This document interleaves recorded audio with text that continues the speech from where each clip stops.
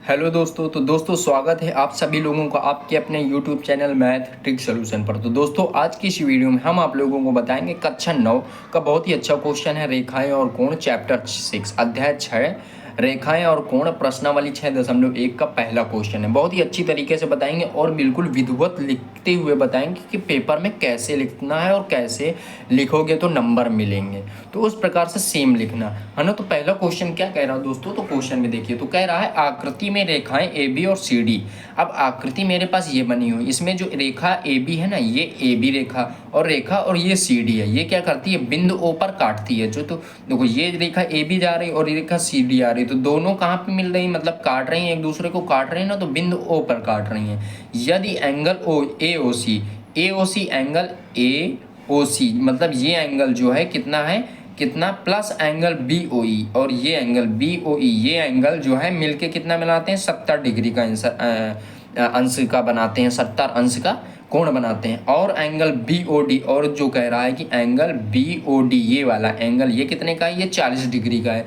तो हमें क्या निकालना है, एंगल बी ओ ई मतलब ये एंगल कितना है और प्रतिवर्ती सी ओ ई। देखो प्रतिवर्ती क्या होता है, एंगल सी ओ ई तो ये वाला हो जाएगा, बट प्रतिवर्ती क्या होता है, इसके पीछे का मतलब बड़ा कोण। देखो ये सी ओ ई एक प्रकार से 90 डिग्री से आसपास का होगा, बट प्रतिवर्ती सी ओ ई मतलब 180 से जो बड़ा कोण है, 180 से बड़ा तो ये वाला होगा। यहाँ से लेकर मतलब उसमें क्या क्या आ जाएगा, ए ओ सी आ जाएगा, ए ओ डी आ जाएगा, बी ओ डी आ जाएगा और बी ओ ई आ जाएगा। तो ये पूरा एंगल जो आएगा ए ओ सी, वो पूरा क्या होता है, मतलब हम जैसे तुम्हें समझाएं कि ए ओ सी क्या हो जाएगा, ए ओ सी क्या हो जाएगा, ए ओ सी दिया ये ए ओ सी, सॉरी क्या दिया, सी ओ ई। तो सी ओ ये इसी है, ये ओ है और ये सी है ना। तो ये पूरा पीछे का ये पूरा एंगल, ये वाला पूरा एंगल, इसको कहते हैं प्रतिवर्ती।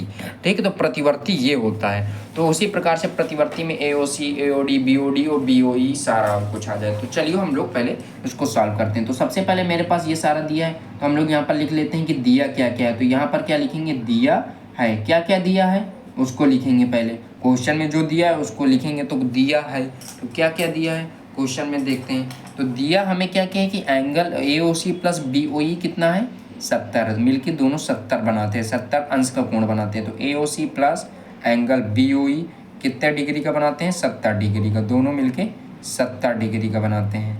यहाँ से हम लोग ने 70 डिग्री लिया। और एंगल बी ओ डी क्या कह रहा है कि एंगल जो बी ओ डी है वो कितना है, वो है 40 डिग्री। ठीक है, इसको लिख लेंगे, ऐसे लिखेंगे है ना। अगर ऐसे लिखोगे ना कॉपी में साफ साफ, तो नंबर अच्छे से मिलेंगे अपने को। ठीक है, तो मेरे पास बी ओ डी कितना है, 40 डिग्री है। ठीक है, अब हम लोग को क्या करना है, सॉल्व करना है, हल करना है। इसको हल करने के लिए हम लोग चाहे हल लिख दें या इक्वल साइन कर सकते हैं, कुछ भी। ठीक है, तो हल लिखेंगे। अब हल सॉल्व करना है, हल करना है।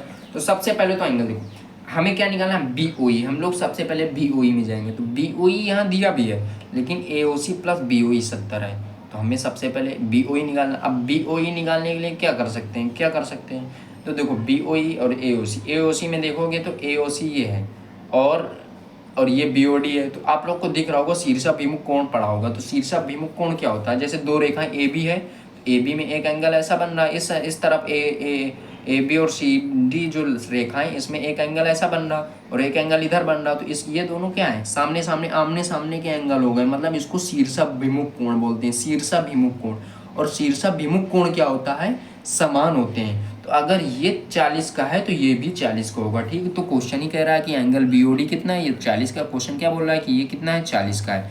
तो ये इसके शीर्षाभिमुख होगा, तो ये एंगल ए ओ सी भी कितना होगा, 40 होगा। तो यहाँ से हम लोग लिख लेते हैं। तो एंगल ए ओ सी क्या हो जाएगा, एंगल इक्वल होगा किसके, एंगल बी ओ डी के।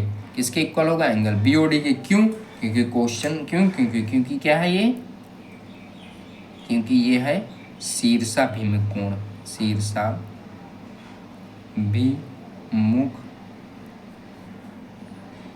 कोण है। क्या है, शीर्षाभिमुख कोण है, ये शीर्षाभिमुख कोण है। तो शीर्षाभिमुख कोण है तो क्या होगा, बराबर होगा। तो बी ओ डी कितना था, 40 है, तो एंगल ए ओ सी भी कितना हो जाएगा, वो भी कितना हो जाएगा, 40 डिग्री होगा। ठीक है, बी ओ डी अगर 40 तो एंगल ए ओ सी भी 40 हो जाएगा। अब एंगल ए ओ सी 40 है तो यहाँ पर एंगल AOC को 40 रख देंगे तो BOE का मान आ जाएगा, क्योंकि एक ही तो दिया, AOC का मान रख देंगे तो BOE का आ जाएगा। तो हम लोग क्या करेंगे, यहाँ से थोड़ा सा ऊपर कर दे रहे हैं, तो हम लोग यहाँ से क्या रखेंगे, तो यहाँ से हम लोग जब सॉल्व करेंगे तो AOC जो दिया था मेरा, AOC plus BOE, angle BOE दिया है, इन दोनों का मान कितना है, ये है 70 डिग्री। तो AOC का मान रख देंगे 40 डिग्री और प्लस एंगल BOE बराबर 70 डिग्री। तो एंगल BOE बराबर कितना आ जाएगा, 40 उस साइड जाएगा तो 70 माइनस 40 डिग्री बराबर 30 डिग्री। तो 70 में 40 को घटाएंगे तो 30 ही तो आएगा। तो यहाँ से हम लोग क्या लिख देंगे कि जो एंगल BOE आया है वो कितना आ गया मेरा, 30 डिग्री। तो एंगल BOE कितना है, 30 डिग्री। तो यहाँ से हम लोग ने लिख दिया कि एंगल जो BOE लिखा है, जो इधर कोई आंसर है तो इसको हम लोग बॉक्स में बनाए, तो एंगल BOE कितना आ गया, 30 डिग्री, ये मेरा आ गया। अब हम लोग क्या करेंगे, अब मेरे पास BOE निकला है, अब हमें प्रतिवर्ती COE निकालना है। तो उसके लिए हमें क्या करना पड़ेगा, प्रतिवर्ती निकालने के लिए, तो प्रतिवर्ती COE निकालने के लिए हमें इन सब का सम चाहिए। तो angle AOC, angle AOD, angle BOD और एंगल BOE। तो AOC मालूम है, BOD मालूम है, BOE भी मालूम हो गया, हमें क्या निकाल, अभी क्या चाहिए, एंगल AOD चाहिए ना। तो एंगल AOD को सॉल्व करेंगे सबसे पहले। तो एंगल AOD को सॉल्व करने के लिए हम लोग क्या करेंगे, थोड़ा सा ऊपर कर लेते हैं, ठीक है। तो हम लोग क्या करेंगे, यहाँ से देख लेते हैं कि एंगल AOD जो है रेखा AB पर है। अब रेखा AB पर है तो देखो ये थोड़ा अलग हो जाता है, तो हम लोग यहाँ से लिखेंगे कि रेखा AB में देखेंगे क्या, AB में एंगल AOD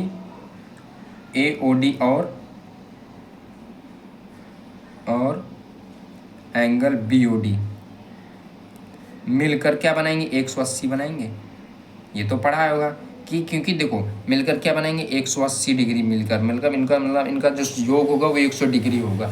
क्यों होगा, क्योंकि मैंने बताया था, मैंने बढ़ाया था कि क्या मैंने कि एक रेखा में बने जो रैखिक युग्म बोलते हैं, इसको रैखिक युग्म भी बोलते हैं। रैखिक युग्म मतलब एक रेखा में जो बनता है कोण, ये पूरा, अगर ये पूरा कोण दिया जाए जिसमें AOC, COE और BOE देखा जाए तो वो पूरा 180 होगा। क्यों, क्योंकि एक रेखा का कोण होता है 180 डिग्री, ठीक है। पूरा जैसे 360 होता है तो आधा, एक रेखा पूरा जैसे गोला है उसका 360 डिग्री होगा बीच के केंद्र का, लेकिन उसमें एक रेखा खींच दिया जाए व्यास तो उसका आधा इस तरफ 180 हो जाएगा, आधा इस तरफ 180। तो उसी प्रकार से यहाँ पर भी 180, ये वाला पूरा AOD प्लस BOD मिलके क्या 180 मिलके बनाएगा।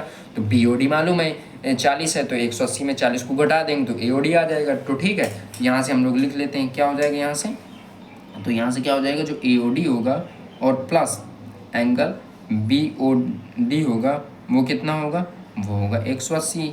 बिकॉज क्योंकि क्या है, इसको एक चीज़ और, इसको बोलते हैं रैखिक युग्म। क्या बोलते हैं, रैखिक युग्म है, ठीक है। रैखिक युग्म बोलते हैं क्योंकि रैखिक युग्म कोण बनाते हैं। तो रैखिक युग्म कोण बनाएंगे तो AOD मालूम चल जाएगा। तो AOD निकालना है मुझे, AOD और BOD मुझे मालूम है कितना है मेरा 40 डिग्री है, तो 40 और यहाँ से 180 डिग्री है। तो यहाँ से हमें क्या निकालना है, AOD ही तो निकालना है। तो AOD निकालने के लिए 180 और 40 उस साइड जाएगा तो माइनस में हो जाएगा, तो यहाँ से 40 घटेगा तो यहाँ से आ जाएगा 140 डिग्री। तो AOD का मान कितना आ जाएगा मेरे पास, AOD कितना आ गया, 40 डिग्री आ गया। तो ये 40 डिग्री मेरे पास AOD का मान आ गया। अब AOD मुझे निकालना नहीं, ठीक है। तो AOD का मान कितना आ गया, 40 डिग्री। अब हमें क्या करना है, प्रतिवर्ती COE निकालना। तो हम लोग यहाँ से लिख लेते हैं क्या, प्रतिवर्ती कोण COE, प्रतिवर्ती को इंग्लिश में रेफ्लेक्स एंगल बोलते हैं, कोण, प्रतिवर्ती कोण COE। तो किस कोण को ऐसा फॉर्म देते हैं COE निकालना है। तो कैसे निकाल देंगे, उसमें हम लोग क्या करेंगे, एंगल AOC, प्रतिवर्ती COE निकालना ना, सॉरी दिखा नहीं, प्रतिवर्ती COE के लिए क्या होता है, angle AOC plus angle AOD plus angle BOD plus angle BOE, इनका जो सम होगा वही प्रतिवर्ती कोण COE के बराबर होगा।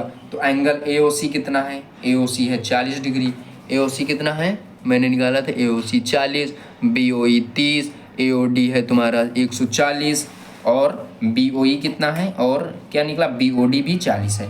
तो AOC कितना है 40 डिग्री, AOD कितना है 140 डिग्री, BOD कितना है, ये भी 40 डिग्री, और BOE कितना है, ये 30 डिग्री। तो हम इनका जोड़ देंगे तो 40 और 140 मिलके 180 डिग्री बना देगा, और 40 प्लस 30 मिलके 70 डिग्री बना देगा, और 70 में 180 को जोड़ देंगे तो यहाँ से आ जाएगा 250। तो 250 डिग्री जो आया ये प्रतिवर्ती कोण COE का मान आया। यहाँ से ऐसे भी लिख सकते हैं कि प्रतिवर्ती मतलब कोण COE का मान कितना आया, प्रतिवर्ती लिख सकते हो। चलो कोई नहीं, फिर से लिख देते हैं प्रतिवर्ती, अच्छे से दिखाने के लिए। प्रतिवर्ती कोण COE का मान कितना आ गया, 250 डिग्री आ गया। तो यहाँ से इसको हम लोग रेड पेन के अंदर कैप्चर कर लेते हैं।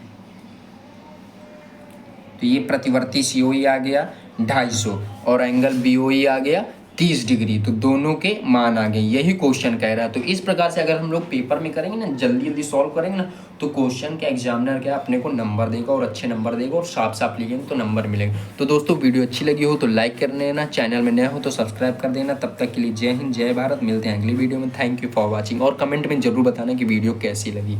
ओके।